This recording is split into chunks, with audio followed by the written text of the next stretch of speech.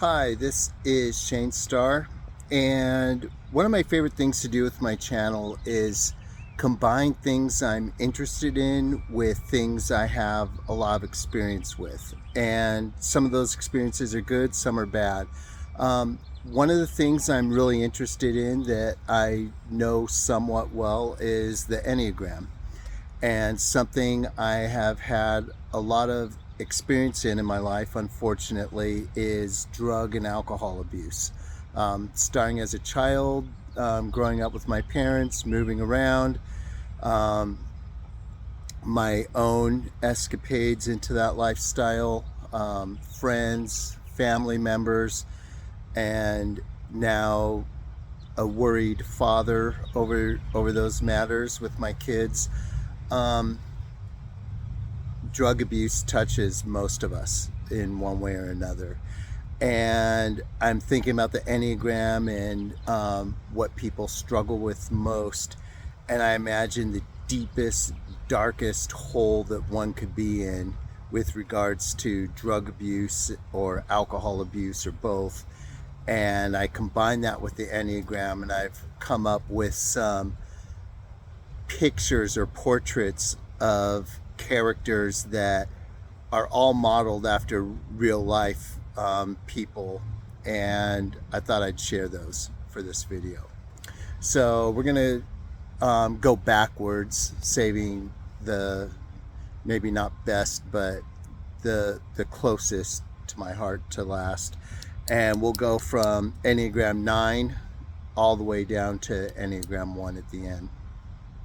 All right, so the darkest corner of the Enneagram, I think, is with drug and alcohol abuse. And I think the answer is always similar, pull yourself out of it, get help, do what you have to do to get better. Regardless of what Enneagram you are, I think a drug abuser or addict at his or her worst will have signs of all 9 in their lives. And if not all 9, more than most of them, So let's go with 9 first. So Enneagram 9 druggies and alcoholics. These people are usually chill, but for lack of a better expression, they're usually the most losers of the bunch. They're always unemployed, hopping from job to job, can't hold a job, never on time, always late, absent a lot. Of course, drug addicts usually are. No ambition at all, basically defeated. They're cool to have in your group. They won't lie or steal from you, even if they're on drugs. But you can't, get help from them because they're not in a position to help themselves, let alone anyone else. So that's a big problem with 9. They just, I've known a lot of people abusing drugs over the course of my life, and most of them manage to hold on to a job at least a little bit, but the least likely to find success in employment is the Enneagram 9s. They have a hard enough time of it when they're healthy, let alone if they're on drugs. Moving up the list, Enneagram 8s. These people are just too much. You can take them in small doses spread far apart, but again, they're just too much. Violence, you go out together and there's going to be trouble. They're going to get in a fight. Even if they have a girlfriend, there's going to be the whole lust, womanizing. You have to cover for them, lie for them, or they'll feel hurt, like you're disloyal. The problem with the trouble they get into is they pull everyone else in. It's like, hey, look at those guys over there. It's us against them. And it's just like, I'm just here for a good time. I don't want to deal with that. It's like, no, dude, we're in this together, kind of thing. You always have to worry about their enemies becoming your enemies. Can't stand the loyalty test, like towards the end of the night, you're sitting there, on drugs, playing cards or something, and they start coming with this, remember this one time, you really let me down, I never forgot that. And it's just like, oh dude, here we go again. um, Always about loyalty, and always a problem, always a fight, always you know just too intense, too intense, not just for their own good, but for everyone else's good. Never, you can never just chill. There's always drama with them. Um, the drug addict, not, or eights at least. Enneagram sevens. These are the fun types, right? Happy go lucky, but it never ends. You can be somewhere, you're looking at your, it's winding down, let's go back to our place. No, I heard there's a party like over in this next city over here, it's going to be happening. It's like, we don't know a single person over there, but no, let's go anyway, it's going to be cracking, like. And it's just like, um 5 a.m. still wanting to, like, hey, is anyone else still up? Let's go over here. Let's do this. It's like, dude, enough already. Kind of similar to the 8, not as intense, but still just, they can't sit still with themselves. 7s, like, they always need something else, something beyond. Like, the moment is never enough for them. They always seem to want to do more. And when you're in a drug or alcohol environment with them, that means more people, more parties, more events, more encounters, just more of everything. And you never get to relax. They're just like, they just keep going and going. All right. On to the drug or alcohol abuser, Enneagram 6. These guys are the worried, paranoid ones. It's like, close the curtains. It's like, dude, no one cares. No one's watching us. It's like, no, they're stressed. They're sketched out. You know, they can't hide it. So if you're partying and you go out somewhere, these are the ones that like show up to the club all like this. It's like, dude, mellow out. Like, everyone, everything's okay. Don't worry.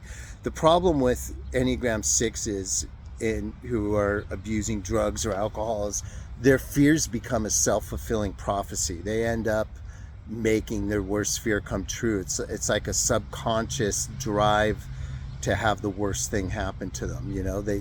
That's what their mind's on. That's where their mind's going, and they subconsciously make it happen. That, just the paranoid, you want to get them to just relax and not worry about it so much. But that's just not how they're wired, and this fear makes the Enneagram 6s unpredictable. You can go out and have a good time with them, and it's like, why can't they be like this all the time? Very next night or very next hour, something can set them off, and then they're, back freaking out again. Really weird. Moving on to the drug abuser, Enneagram 5. My first thought, these are the guys who are always holding out. They always have a little stash or supply of their own stuff that they're not telling anyone about. Then, like, after everyone is gone, they might break it out. Hey, dude, the problem with these guys is they get, really isolated, non-social. You ask them, bro, are you all right? And you don't know if they're all right or not. They're like, yeah, I'm good. These are the guys who will, to get out of going somewhere, they'll pull the, oh, I forgot my ID kind of thing. It's like, dude, you didn't forget your ID. We could tell you didn't really want to come to begin with. They always seem to be like hiding something. If it's not some drugs or alcohol, they even do this with people. Like, they'll have some people out there on the fringes that they're talking to on the phone while everyone else is in the living room or something. It's real secretive with the 5s, and you never know what's going on with them.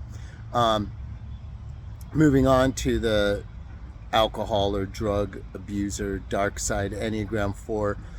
Um, I find this type to have even more than eights. I find the fours to have the most perhaps unjustified hate and jealousy, just pure envy, depressed, upset, want to see even their friends fail. This is the real unhealthy types, not the healthy ones. Again, we're talking about people who are abusing drugs and alcohol, not the healthy ones. So the Enneagram 4s, it's not so much drama. It can be, but they're just always unhappy. There's always a crisis. They're always blaming someone else. Um, you know, Even if it's society collectively as a whole, they're always upset with some person or some group that did them wrong, and um, that you can just feel the jealousy. Yeah, just depressed.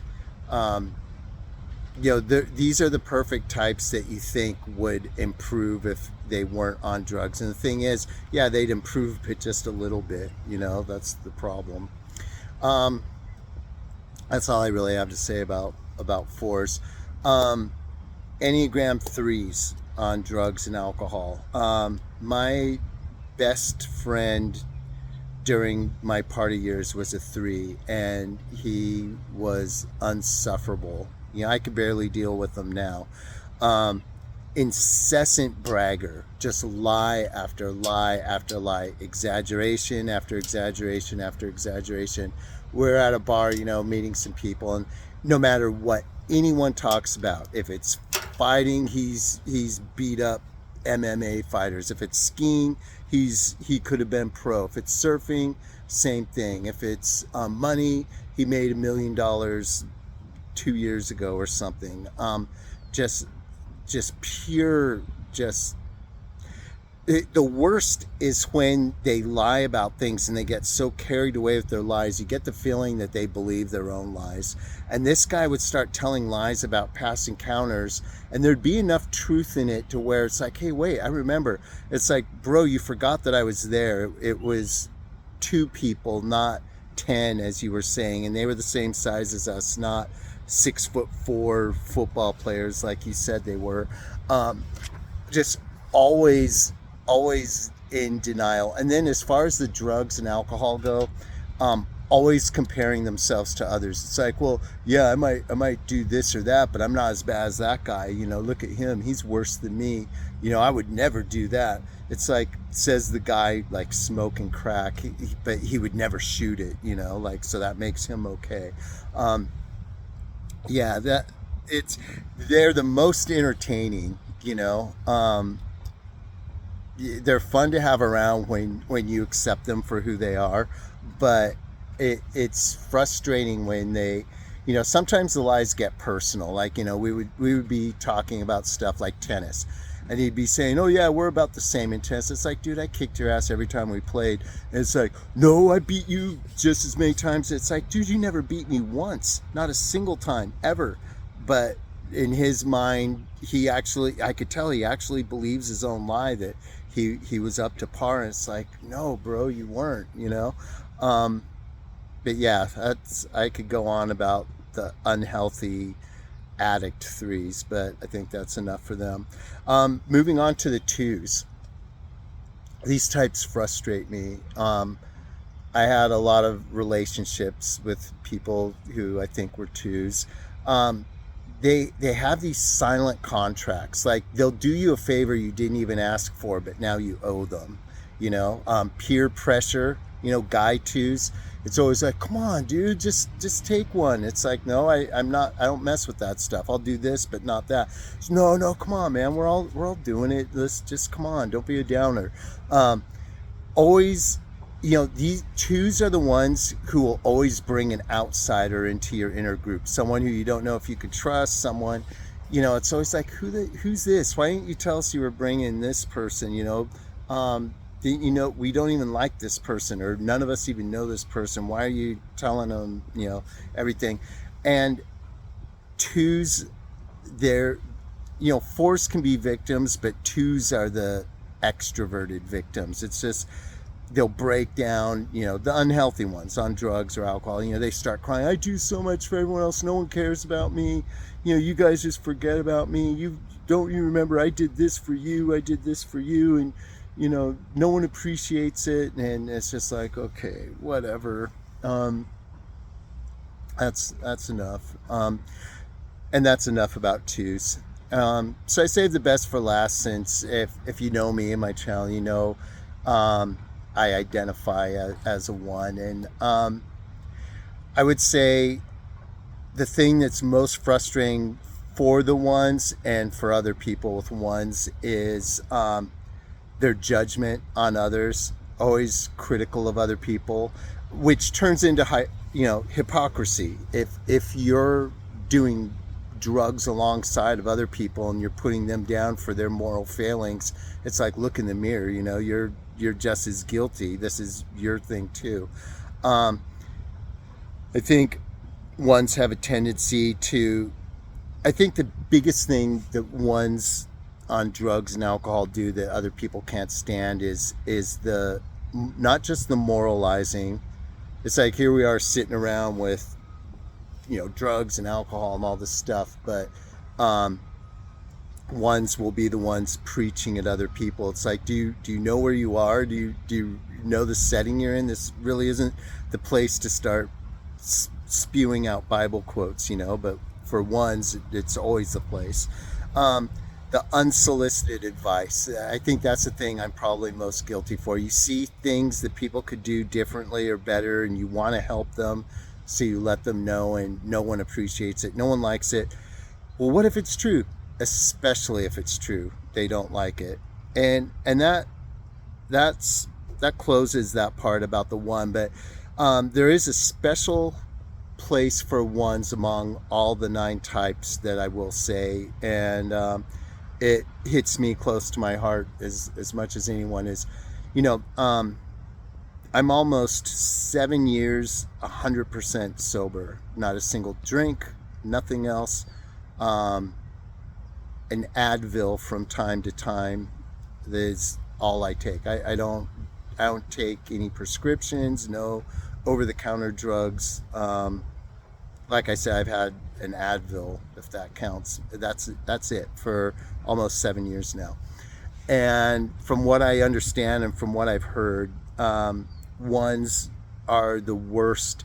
They call them dry drunks. You know, someone who used to party who doesn't anymore, and so they are just pointing out everything that everyone else does wrong. Can you believe this guy? It's like, well, that was you a few years ago. It's like, no, I wasn't that bad. That's not me, you know.